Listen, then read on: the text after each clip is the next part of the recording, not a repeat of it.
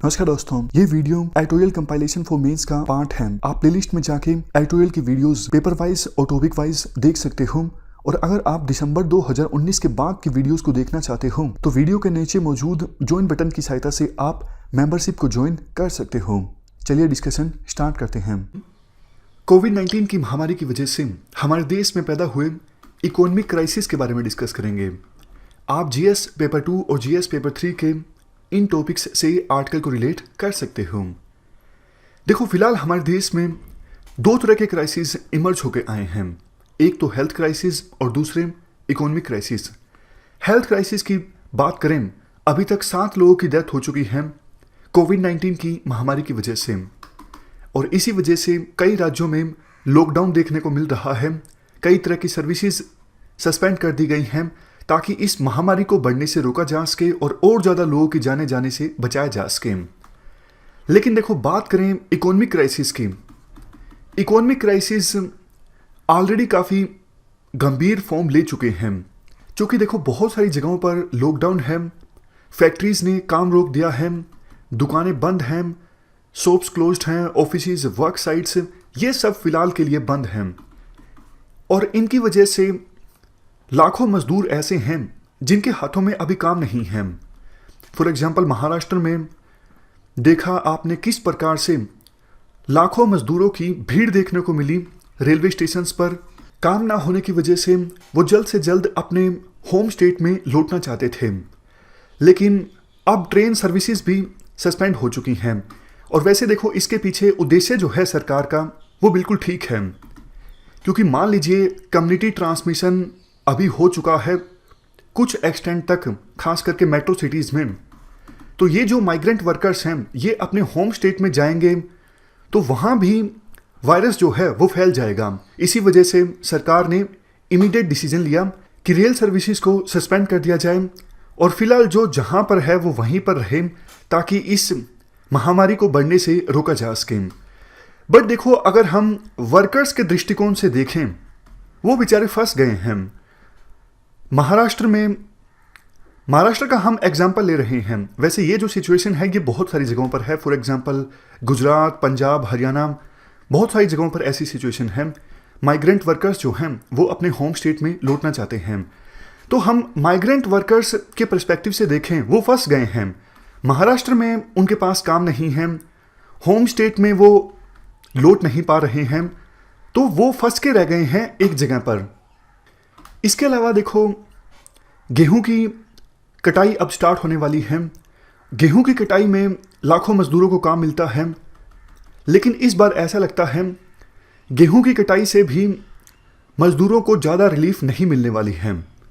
Lockdown देखो वैसे ज़रूरी है, जैसा हमने डिस्कस किया, महामारी को बढ़ने से रोकने के लिए और ये इंश्योर करने के लिए लोग अपने घर में रहें, घर से बाहर ना निकलें। लेकिन देखो, इटली, कनाडा जैसे देशों के बीच और इंडिया के बीच डिफरेंस है। इटली और कनाडा जैसे देशों में सरकार के द्वारा नागरिकों को एम्पावर करने के लिए काफ़ी सोशल सिक्योरिटी स्कीम्स चलाई जाती हैं, सरकार काफ़ी सपोर्ट करती है। बट हमारे देश में सोशल सपोर्ट सिस्टम इतना मजबूत नहीं है, तो अगर मजदूर घर पर रहेंगे तो उनका गुजारा नहीं चल पाएगा। कनाडा और इटली में लोग कुछ दिनों तक घर पर रहते हैं तो वो रह जाएंगे, वो सर्वाइव कर पाएंगे। लेकिन हमारे देश में अगर सरकार सपोर्ट नहीं करती है तो मजदूर ज़्यादा दिनों तक घर में खाली नहीं बैठ पाएंगे। इस पर सरकार को ध्यान देने की आवश्यकता है। इसके बाद आर्टिकल में कुछ सजेशंस दिए जाते हैं। आर्टिकल में कहा जाता है, देखो सरकार क्या कर सकती है। ऑलरेडी जो सोशल सिक्योरिटी स्कीम्स चल रही हैं गरीब लोगों को सपोर्ट करने के लिए, जैसे पेंशन संबंधित schemes, public distribution system, mid day meal, MNREGA scheme, इनका अच्छा इस्तेमाल किया जाए। कैसे अच्छा इस्तेमाल किया जाए? जैसे देखो, पेंशन स्कीम के तहत एडवांस पेमेंट दी जा सकती है सरकार के द्वारा बेनिफिशरीज को।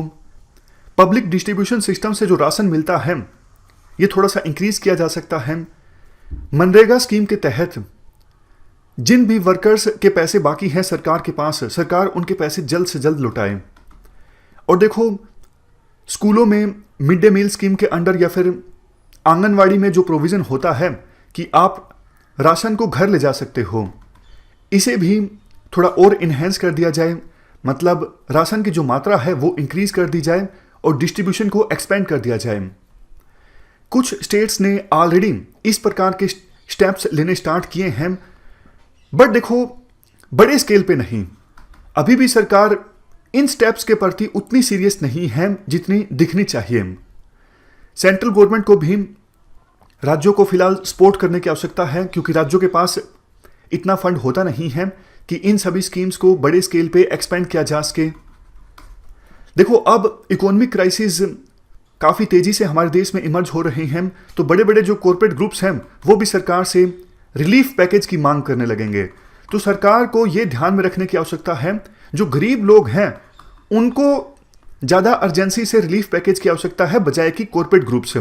सरकार अपने फंड्स ज़्यादा वेस्ट मत कर दे कॉरपोरेट ग्रुप्स को रिलीफ पैकेज देने की दिशा में, ये बात आर्टिकल में बोली जाती है।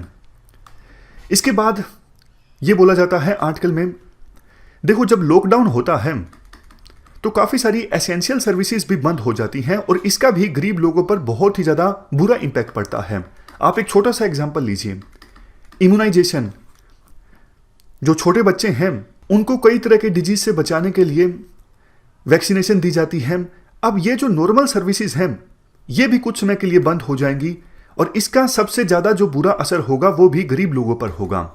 इसके अलावा court hearing, administrative offices, MNREGA projects, चूंकि ये सब भी बंद होंगे और इसका भी सबसे ज़्यादा बुरा असर होगा गरीब लोगों पर।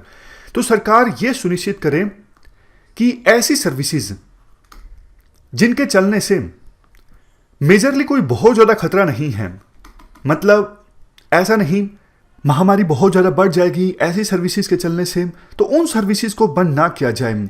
जैसे देखो कई स्टेट्स में गरीब लोगों को बहुत ज़्यादा दिक्कत आएगी पब्लिक डिस्ट्रीब्यूशन सिस्टम को एक्सेस करने से, इवन ड्रिंकिंग वाटर की बहुत ज़्यादा दिक्कत आ सकती है। अगर आगे सिचुएशन ख़राब होती है तो स्टेट इन सर्विसेज पर ध्यान दे, ये सर्विसेज किसी भी कीमत पर बंद नहीं होनी चाहिए, अदरवाइज तो देखो गरीब लोगों को बहुत ज़्यादा नुकसान होने वाला है।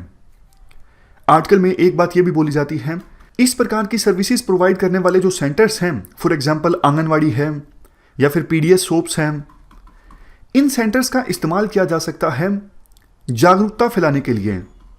जैसे आंगनवाड़ी से अगर राशन लेने आती हैं महिलाएं तो उनको बताया जा सकता है कैसे आप कोविड-19 से अपने आप को सुरक्षित रख सकते हो, हाथ बार बार क्यों धोना चाहिए।